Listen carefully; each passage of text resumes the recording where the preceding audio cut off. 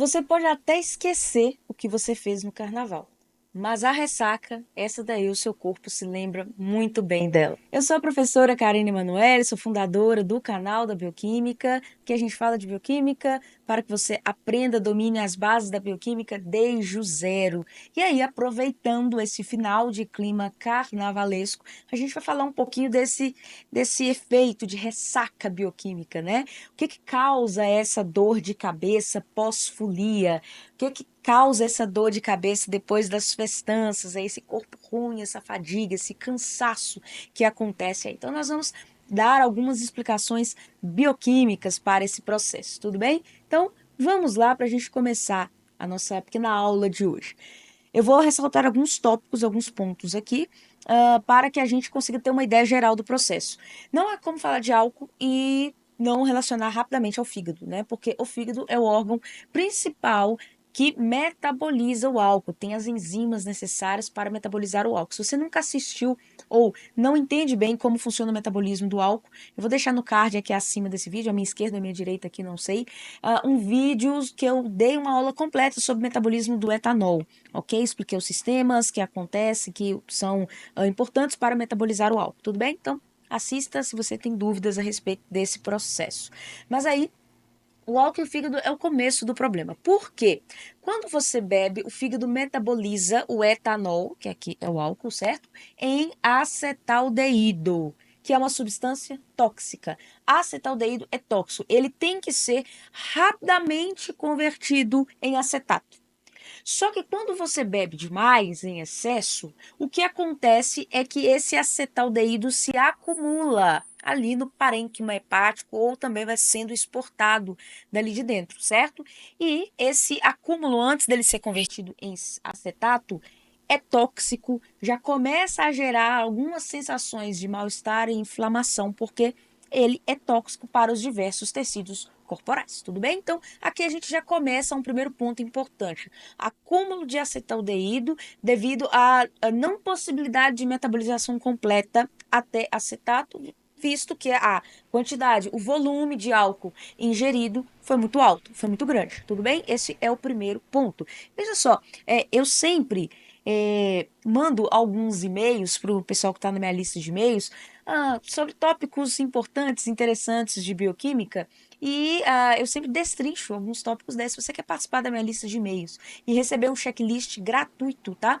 De bioquímica para que você entenda e estude desde as bases da bioquímica, é só clicar aqui abaixo no link da descrição, ou eu devo colocar aqui no comentário dos vídeos também, para você entrar nessa lista de e-mails e receber conteúdos exclusivos meu, tudo bem?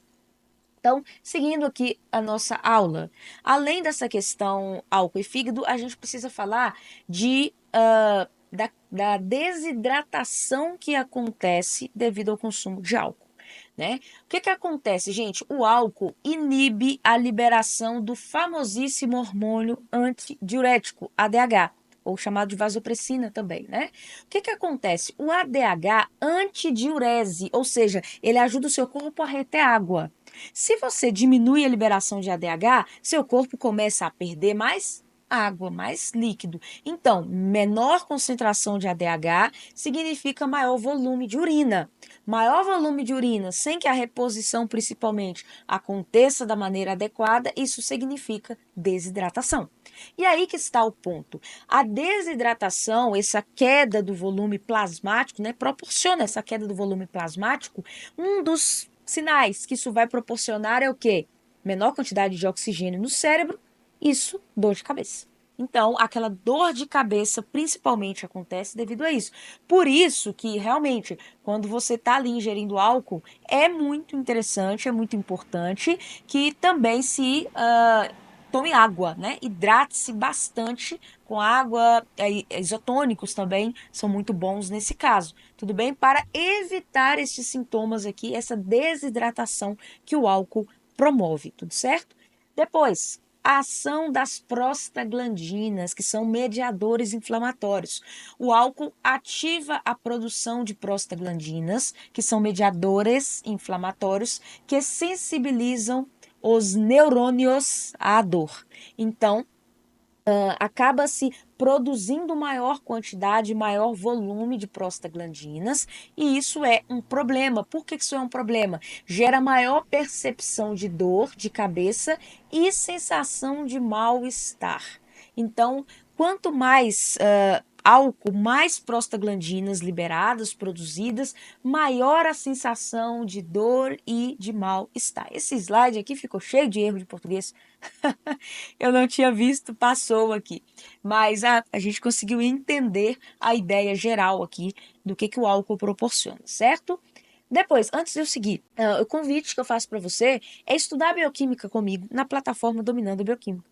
Bioquímica do zero, bioquímica desde as bases. Lá você vai ter uma formação completa em bioquímica. Você vai aprender desde o zero, desde o início, sem muitas decorebas, sem ser daquele jeito assim, igualzinho ali, aquele conteúdo, aquelas palavras muito difíceis. Não, eu simplifico o difícil para você e eu trago isso da maneira mais tranquila, mais mastigada possível para que você entenda.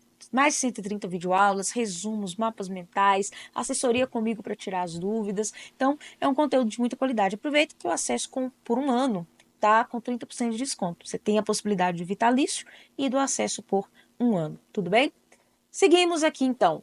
Depois, um efeito também muito importante e conhecido, né, que o excesso de álcool pode proporcionar: hipoglicemia, queda do açúcar no sangue, queda da glicose no sangue. Isso aqui é basicamente o cérebro começa a pedir socorro.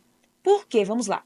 O fígado, ele começa a priorizar a metabolização do álcool e começa a reduzir a produção de glicose, ou seja, não dá para fazer tudo ao mesmo tempo, né? É muito serviço ao mesmo tempo. Então ele prioriza ali a metabolização do álcool para tirar aquele acetaldeído dali, principalmente, para lidar e produzir acetato e isso ali fica menos tóxico, certo? Com menos glicose disponível para o cérebro, surgem sintomas como tontura, fadiga e confusão mental.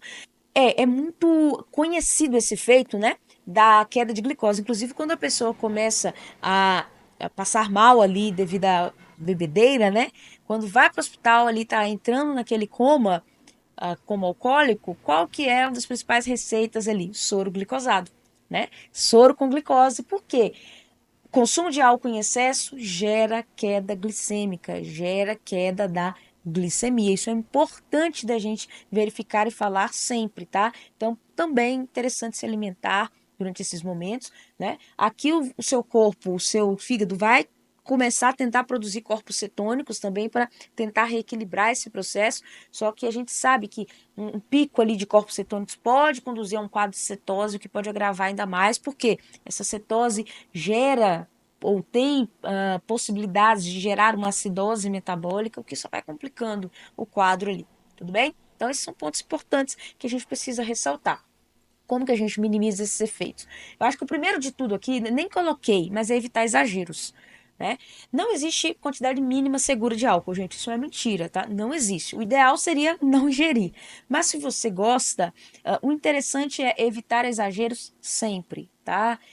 Consumir em quantidades ali menores, né? Assim, socialmente aceitas, vamos dizer assim. Vamos aqui no politicamente correto, tá? Hidratar-se bem. Beba água antes, durante, depois das festas em que você for consumir algo, né? E agora você já consumiu, priorize uma hidratação bacana, feita em boas quantidades. Reponha eletrólitos, então, sucos naturais e isotônicos são bons, ajudam. E evitar misturar bebidas. Antes de comentar isso daqui, eu vou falar de alimentar-se, né? Importante se alimentar bem também para evitar a hipoglicemia. Esse misturar bebida, a gente tem que tomar um cuidado, tá? Existe um mito popular que é o seguinte: quando você mistura álcool aí diferente de, sei lá, de uma bebida destilada com uma bebida fermentada, isso te deixa bêbado mais rápido. Não, não é isso que acontece. Mas é que como você está lidando com bebidas com concentrações diferentes de álcool, e aí aquilo acaba te estimulando a beber mais. Isso é fato. Então, a questão do misturar bebidas é problemático pelo fato de muitas vezes isso gerar vontade e desejo de beber cada vez mais. Mas não é o simples ato de misturar as bebidas que gera os problemas e as consequências, tudo bem? Então, importante ficar claro esse ponto, tá?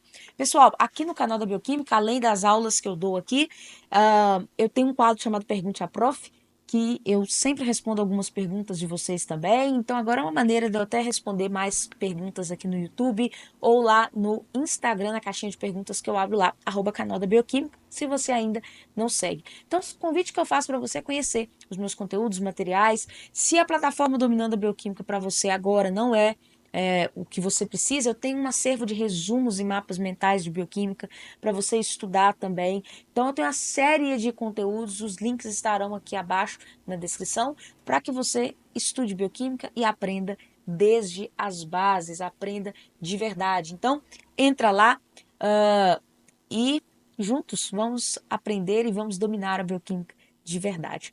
Um grande abraço e até a próxima.